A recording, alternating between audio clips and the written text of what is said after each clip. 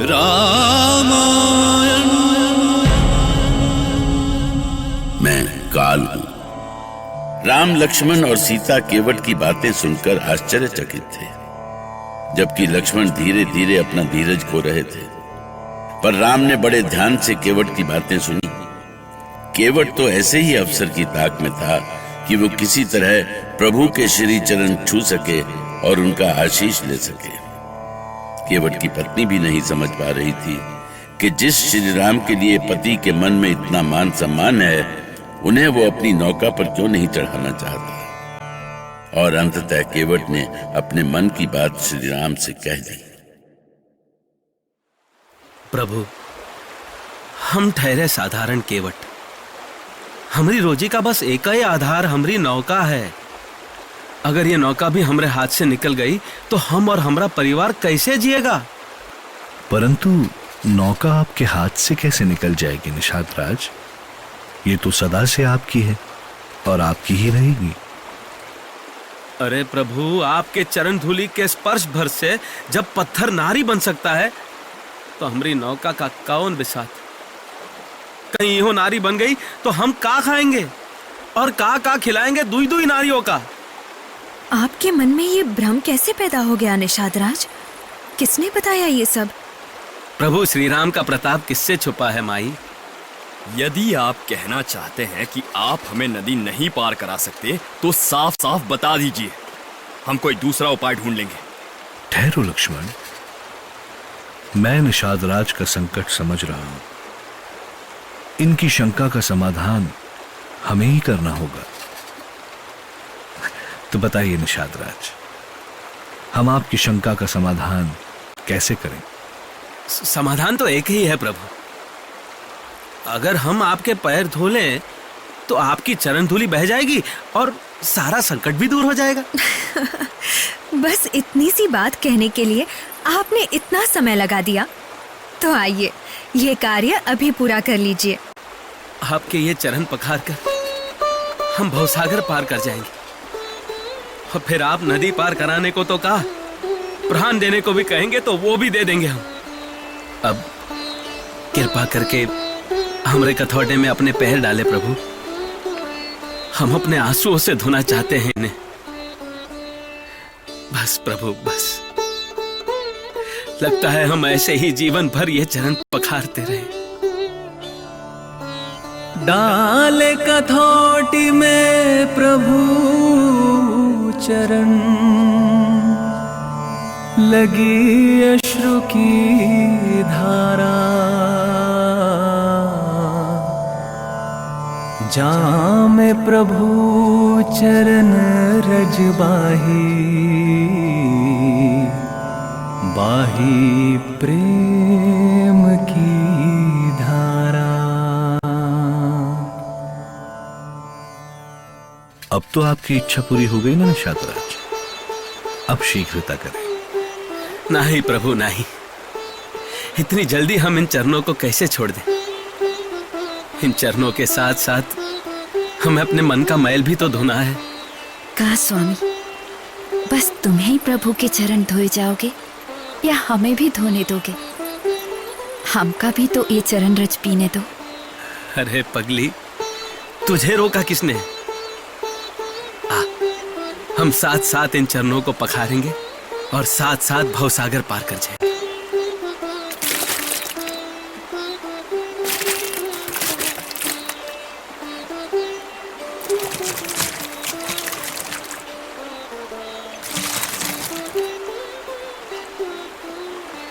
हमारा जीवन धन्य हुआ प्रभु। अब आप तीनों इस नौका पर सवार हो जाएं। देखिए ना स्वामी, कैसे भोलेपन से इन्होंने आपकी सेवा की। किसी का छल भी ऐसा भोला और पवित्र हो सकता है, मैं सोच भी नहीं सकती थी। निषाद राज की भावनाएं कितनी पवित्र हैं स्वामी। इनकी कितनी आस्था है आप में। निषाद राज जैसे लोगों की आस्था और सहयोग से ही हमारा ये वनवास सफल होगा। इस वन यात्रा से इस आस्था का संबंध है स्वामी? हमारा उद्देश्य वन में रहने वाली विभिन्न जातियों के बीच एकता पैदा करना है सीते। और ये तभी संभव है जब सभी का हम में विश्वास हो तो क्या ये सब आपने पहले से ही सुनिश्चित कर रखा है स्वामी? वनवास का कोई उद्देश्य तो होना चाहिए ना सीते। नौका पर सवार हो श्री राम, लक्ष्मण और सीता ने गंगा पार की।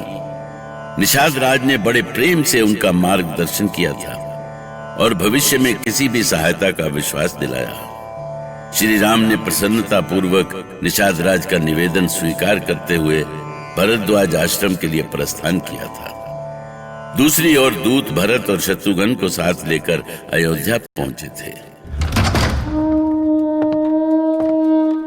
भैया भरत, सबकी आंखों में आंसू क्यों हैं? हाँ शत्रुघ्न, मुझे तो ऐसा लग रहा है कि मैं अयोध्या के राजमहल में नहीं, कहीं और आ गया हूं। सब कुछ बदला बदला सा लग रहा है। पूरी अयोध्या जैसे गूंगी लग रही है मुझे। रास्ते में भी कोई चहल पहल नहीं दिखाई दी। राजमार्ग सूना पड़ा था। पता नहीं अचानक क्या हो गया हमारी अयोध्या को। चलो पिताश्री से मिलकर सारी सूचना लेते हैं। तात सुमंत, पिताश्री कहाँ है? कहीं दिखाई ही नहीं दे रहे। अरे क्या हो गया आपको? आप रो क्यों रहे हैं तात? कहाँ है पिताश्री? महाराज के बारे में आपकी माता श्री ही बताएंगी कुमार।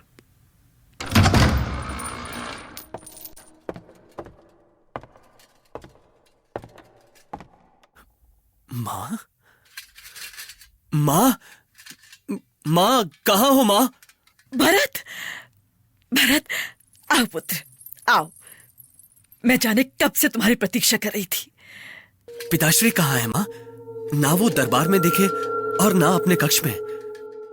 तुम अभी विश्राम करो पुत्र। लंबी यात्रा से आए हो, थक गए होगे, विश्राम करो।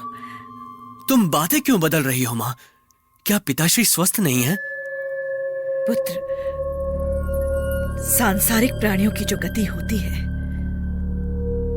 तुम्हारे पिताजी की भी वही हुई। वो इस संसार में नहीं रहे। माँ, माँ,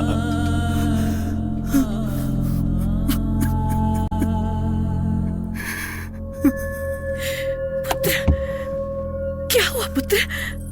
क्या हो गया तुम्हें भरत? तुम कुछ बोलते क्यों नहीं? भरत, तुम्हारे जैसा वीर पुत्र धीरज खो देगा तो अयोध्या का क्या होगा? माँ, बोलने के लिए अब कुछ नहीं रहा, कुछ नहीं रहा। मृत्यु तो अटल सत्य है पुत्र, उसे कौन टाल सकता है? जो होना था वो हो गया। तुम्हारे शोक करने से वो लौट कर नहीं आने वाले।